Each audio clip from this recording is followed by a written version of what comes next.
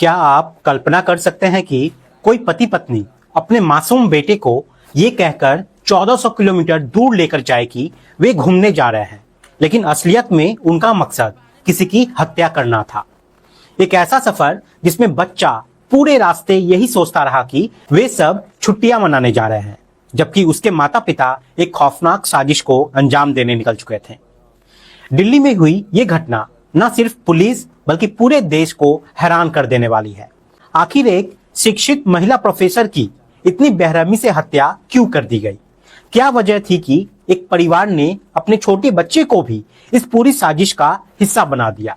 आइए जानते हैं इस सनसनीखेज हत्याकांड की पूरी कहानी। एक दिन पति अपने बेटे से कहता है कि चलो बेटा कहीं घूम के आते हैं। जैसे ही बेटे ने यह बात सुनी, उसकी खुशी का ठिकाना नहीं रहा।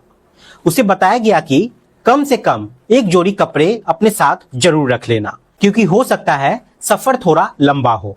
इसके बाद पति पत्नी और उनका बेटा तीनों तैयार हो जाते हैं। सभी अपने साथ एक एक जोड़ी कपड़े रखते हैं और फिर सीधे रेलवे स्टेशन पहुंचकर ट्रेन में सवार हो जाते हैं। उनका सफर लगभग 1400 किलोमीटर लंबा था।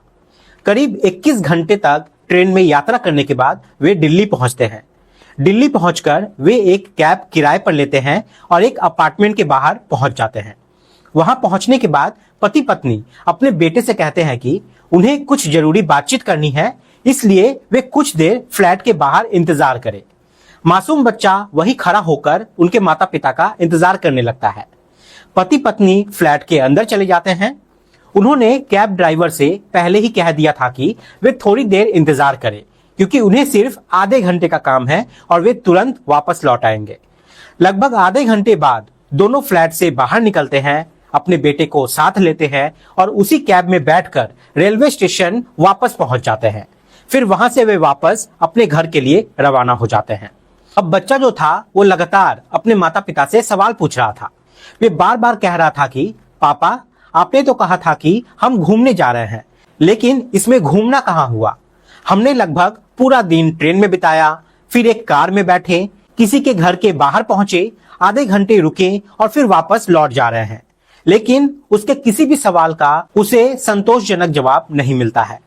उधर माता पिता को लग रहा था कि उन्होंने जो किया है उसके बारे में किसी को कभी पता ही नहीं चलेगा, लेकिन जैसे ही वे अपने घर पहुंचे, पुलिस उनके पीछे पीछे वहां पहुंच गई।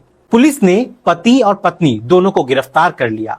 इतना ही नहीं, उनके बेटे को भी हिरासत में ले लिया गया, क्योंकि वो भी उनके साथ मौजूद था।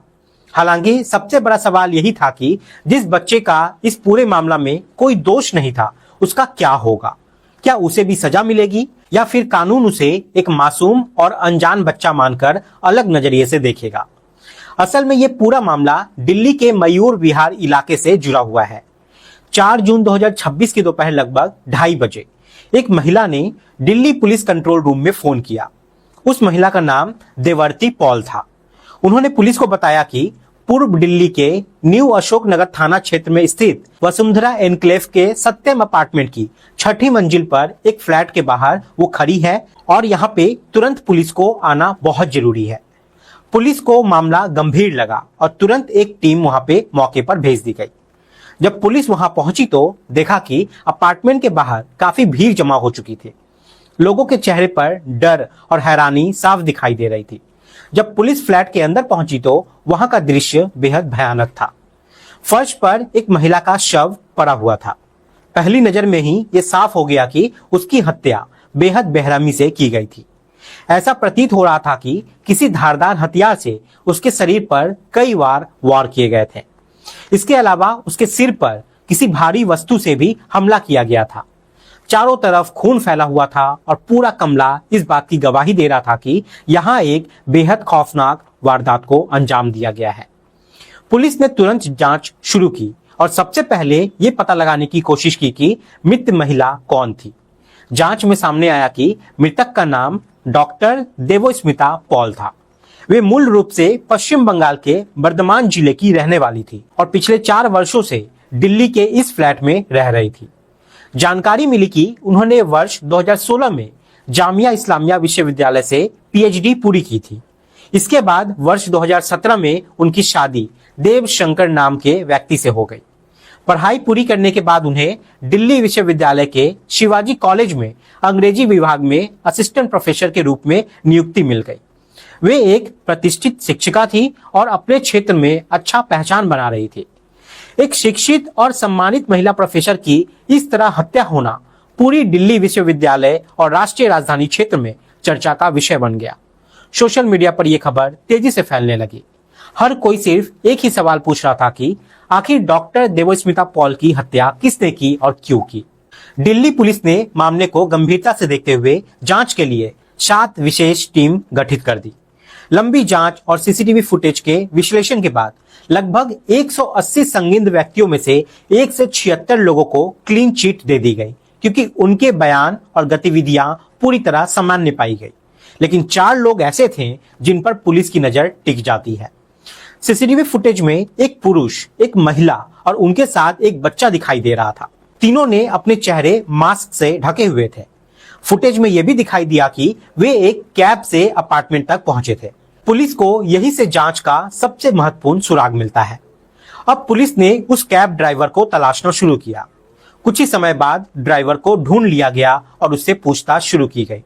ड्राइवर ने बताया कि उसने रेलवे स्टेशन से एक पति पत्नी और उसके बच्चे को अपनी गाड़ी में बैठाया था।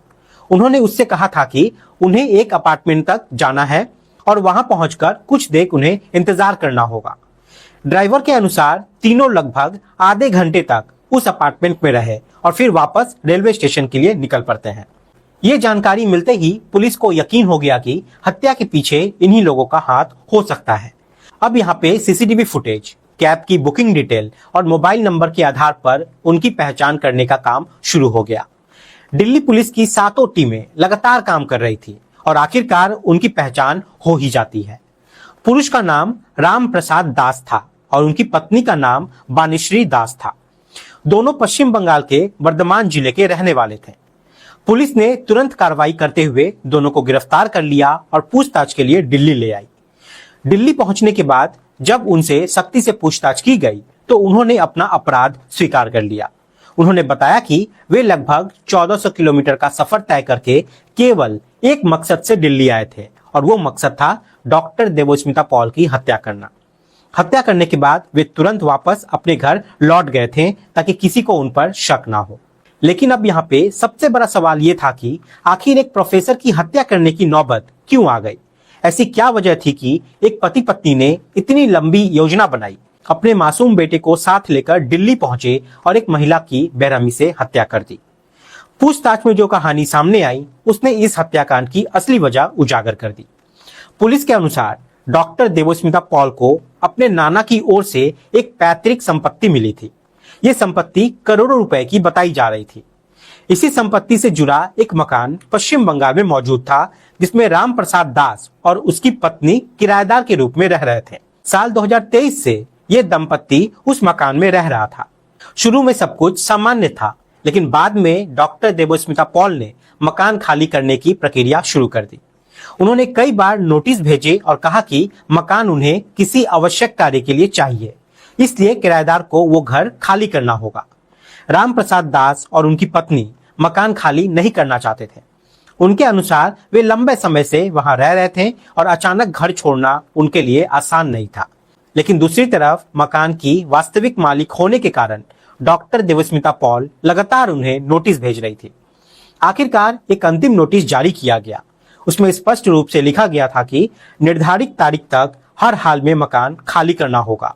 यही बात राम प्रसाद दास और उनकी पत्नी को हजम नहीं हुई। धीरे धीरे उनके मन में गुस्सा और बदले की भावना पैदा होने लगी। जांच के दौरान पुलिस को पता चला कि इसी गुस्से ने एक खौफनाक साजिश का रूप ले लिया। पति पत्नी ने तय कर लिया था कि अगर मकान मालकिन ही नहीं रहेगी तो समस्या अपने आप यहाँ पे खत्म हो जाएगी। यही सोचकर उन्होंने हत्या की योजना बनाई। सबसे हैरानी की बात यह थी कि उन्होंने अपने बेटे को भी इस यात्रा में साथ ले गए। बच्चे को बताया गया कि वे घूमने जा रहे हैं। मासूम बच्चा खुशी खुशी उनके साथ चल पड़ा। उसे इस बात का जरा भी अंदाजा नहीं था कि उसके माता पिता किस मकसद से दिल्ली जा रहे हैं। दिल्ली पहुंचने के बाद जब पति पत्नी फ्लैट के अंदर गए तब बच्चा बाहर खड़ा होकर उनका इंतजार करता रहा। इसी दौरान अंदर वो वारदात हुई जिसने पूरे देश को झकझोर के रख दिया। पुलिस के अनुसार डॉक्टर देवस्मिता पॉल पर धारदार हथियार से कई बार वार किए गए थे। हमला करने के बाद दोनों आरोपी फ्लैट से बाहर निकले, अपने बेटे को साथ लिया और ऐसा व्यवहार किया जैसे कुछ हुआ ही नहीं है। वे कैब में बैठे, रेलवे स्टेशन पहुंचे और फिर पश्चिम बंगाल के लिए रवाना हो गए। उन्हें लगा कि उन्होंने एक ऐसी योजना बनाई है जिसमें कोई सबूत नहीं बचेगा, लेकिन आधुनिक तकनीक, सीसीटीवी कैमरे और डिजिटल रिकॉर्ड्स ने उनकी पूरी साजिश को उजागर कर दिया। आज राम प्रसाद दास और उसकी पत्नी सलाखों के पीछे है, लेकिन इस मामले में सबसे ज्यादा चर्चा उस मासूम बच्चे को लेकर हो रही है जो पूरे घटनाक्रम के दौरान अपने माता पिता के साथ था। अभी तक पुलिस ने बच्चे की उम्र और उसकी जानकारी के स्तर को लेकर कोई आधिकारिक खुलासा नहीं किया है। यह भी स्पष्ट नहीं है कि उसे हत्या की योजना के बारे में कुछ पता था या नहीं था। कानूनी विशेषज्ञों का मानना है कि यदि बच्चा नाबालिग है और उसे अपराध की जानकारी नहीं थी तो उसे अपराधी नहीं माना जाएगा, बल्कि उसे एक पीड़ित और परिस्थितियों का शिकार माना जाएगा। हालांकि अंतिम निर्णय अदालत और जांच एजेंसियों की रिपोर्ट के आधार पर ही होना है। ये पूरा मामला एक बार फिर साबित करता है कि गुस्सा, अहंकार और बदले की भावना इंसान को किस हद तक अंधा बना सकती है। एक संपत्ति विवाद ने दो लोगों को ऐसे अपराध करने पर मजबूर कर दिया जिसकी कीमत आज उन्हें जिंदगी भर चुकानी पड़ सकती है। इस घटना से हमें यही सीख मिलती है कि किसी भी विवाद का समाधान कानूनी और बातचीत के माध्यम से ही होना चाहिए। जब इंसान न्याय का रास्ता छोड़कर हिंसा का रास्ता चुनता है तो उसका अंत हमेशा विनाश में ही होता है। कुछ मिनटों के गुस्से और बदले की भावना ने कई जिंदगियां यहाँ पे बर्बाद कर दी और एक ऐसा अपराध जन्म दिया जिसकी चर्चा लंबे समय तक होती रहेगी। अब सभी यहाँ पे सतर्क रहें, सावधान रहें। जय हिंद, जय भारत।